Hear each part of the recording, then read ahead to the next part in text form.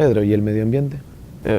Bueno, el caso de la gestión ambiental, ¿no? Ha ido creciendo en cuanto al foco donde se ponía. En un primer momento pues se enfocaba más a los gases de efecto invernadero, a los consumos más inmediatos. Cada versión nueva al final lo que está buscando es que sea una gestión ambiental integral, ¿no?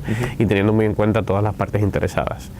No ya solo por supuesto el cumplimiento de la legislación ambiental y intentar minimizar cualquier tipo de consumo o generación de residuos peligrosos, sino además tener en cuenta la opinión de esas partes interesadas, que pueden ser desde los vecinos que están alrededor de tu oficina o de tu planta o de fábrica o lo que sea, a la comunidad, incluso los accionistas, ¿no? Realmente que haya un enfoque integral de la gestión ambiental. Y además esta nueva versión de la norma ha ahondado más en la parte de comunicación, es decir, que seas transparente en cuanto a tus datos de realmente cuántos residuos estás generando, cuánta energía consumiendo, generando gases de efecto invernadero, y que esos datos, que si realmente estás diciendo que eres una empresa comprometida del medio ambiente, que se pueda comprobar que realmente esos consumos son reales y que esos compromisos que has ido adaptando sirven para algo, ¿no? Entonces digamos que la norma, bueno, además como dices bien, de no enfocarse únicamente en temas de efecto invernadero, etcétera, digamos que ya por su propia naturaleza habrían sectores en los que suma más, ¿no es cierto? Por ejemplo, en sectores industriales, fábricas.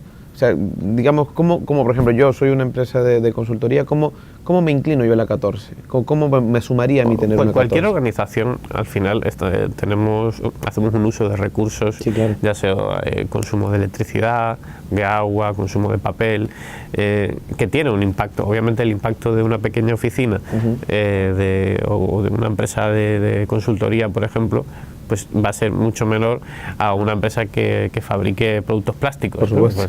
Pues, sin embargo, la suma de las empresas en este caso de consultoría, ahora sí que tienen impactos que cuentan. Probablemente seguirá siendo mucho menos que la industrial. Pero en consumo de papel, por ejemplo, puede ser mayor incluso. Y el consumo de papel tiene también un impacto negativo en el medio ambiente. Sí, es que es muchísimo el papel, ¿eh? Y efectivamente, pues en ese tipo de cosas es donde cuando uno hace el análisis en cada empresa, tiene que identificar qué aspectos inciden de mi actividad en el medio ambiente y en qué nivel, ¿no? Qué crítico es. Pues obviamente a lo mejor el consumo de electricidad de una oficina no es tan importante como el de una fábrica, pero el consumo de papel sí. Entonces ahí a lo mejor tengo que poner un mayor foco, ¿no? Y mucho más si además si hay algún aspecto crítico, como por ejemplo pues si yo estoy generando algún tipo de vertido o algo así, obviamente ahí tengo que poner un foco mucho mayor. Cuando se hace ese análisis tengo que ir ponderando, ¿no? Y tengo que asegurarme de que realmente estoy poniendo los recursos y el esfuerzo donde puedo generar un impacto negativo mayor. Es un tema cultural, básicamente, ¿no es cierto? Porque, claro, al final no solo las empresas, sino las personas que participan de ella tienen que meterse en el tema del medio ambiente. ¿Tú eso cómo lo ves? No, por supuesto es un tema de compromiso, ¿no? Tiene que haber compromiso por parte de la organización y ese compromiso se tiene que transmitir a los colaboradores, a los empleados. Además, en muchos casos eso luego se traslada incluso a sus propias casas, ¿no? Si ves que en tu oficina hay pues los tachos separados para papel, residuos orgánicos, etcétera, es más probable que lo hagas en casa, ¿no? Igual que si se hace en un colegio, luego a veces los niños jalan a los padres en ese sentido, ¿no? Igual para cualquier realmente consumo, que seamos conscientes de que nuestra actividad realmente tiene un impacto en el medio ambiente. Desde que salimos de casa y vamos en el coche o vamos en transporte público, pues ya hay una diferencia cuando lo sumas en el año de muchas toneladas, por ejemplo, de emisión de gases de efecto invernadero. Otro caso que pensamos que una oficina no genera mucho, pero en el caso del consumo de papel, a través de simplemente la implementación, y luego se ve reflejado en la auditoría, alguien dice, oye, estamos cada día estamos botando muchísimo papel al tacho que sale de la impresora, que nadie lo recoge, sí, claro, y que no lo recogen porque resulta que cuando le he dado a imprimir me he dado cuenta que no era eso, que era pues simplemente poniendo que tengas que confirmar la impresión cuando llegas a recogerlo, ya solamente vas a confirmar el que necesitabas y no los otros 3 trabajos que tenías ahí en cola.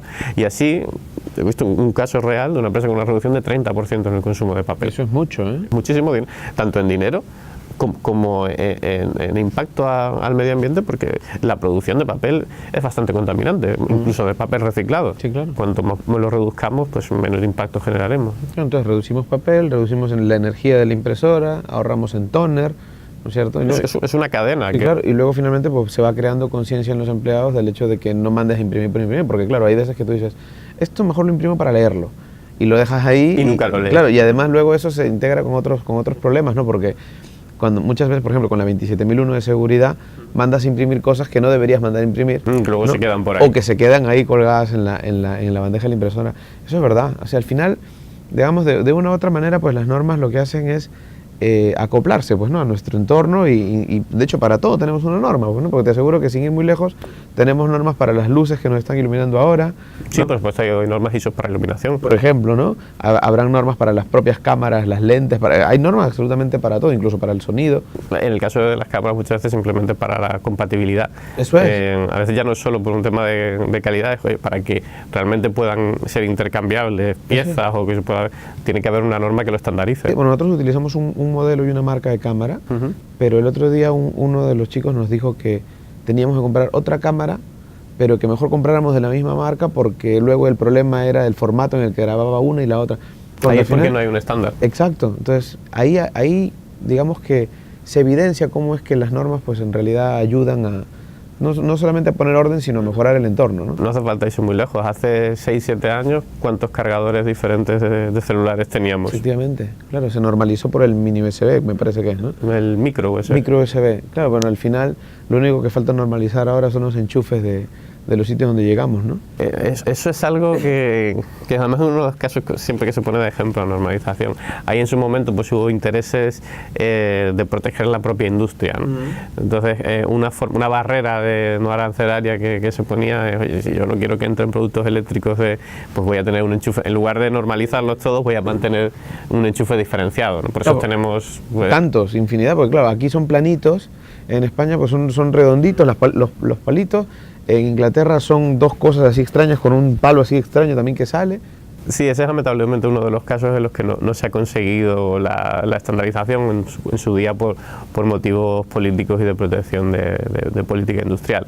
Afortunadamente, cada vez ya en nuevas tecnologías sí que se tiende más al estándar, ¿no? En el caso de los cargadores de los celulares, que pues ya, de hecho, se ha normalizado incluso a nivel ley en Europa, es obligatorio que si no tienes el mini USB al menos tienes que incluir un adaptador, ¿no? Los estándares no son solo para sistemas de gestión, como el caso que estamos hablando, en productos son importantísimos, ¿no? Y la verdad es que nos facilita la vida muchísimo y además nos abarata también el hecho de no poder disponer de productos intercambiables que sean compatibles. Al final lo que hace es encarecer para el consumidor y bueno, pues generar infinidad de problemas, ¿no? hasta de seguridad, pero el hecho de que exista una estandarización, que no siempre son ISO, existen también organismos normalizadores para la electricidad, para montones de, incluso para industrias específicas. En el caso de la industria automotriz tienen sus propios estándares que en algunos casos coinciden con que se integran dentro de normas ISO, a veces sí, a veces no. Claro, y algunos se buscan incluso la forma de no tener que cumplirlos, ¿no? Bueno, eso siempre hay algunos casos, o siempre hay quien se sale de ahí, se asocian varios fabricantes y montan sus estándares y luego hay uno que se sale y dice no, yo no quiero saber nada de esto, ¿no? Bueno, al final la idea es que los estándares suelen ser voluntarios, ¿no? Y que realmente los regule la industria. En otros casos no, y al final cuando no se consigue que la industria los regule, pues tiene que llegar el Estado o un organismo supranacional y diga, bueno, pues si ustedes no son capaces de ponerse de acuerdo, ya me encargo yo de que se pongan de acuerdo.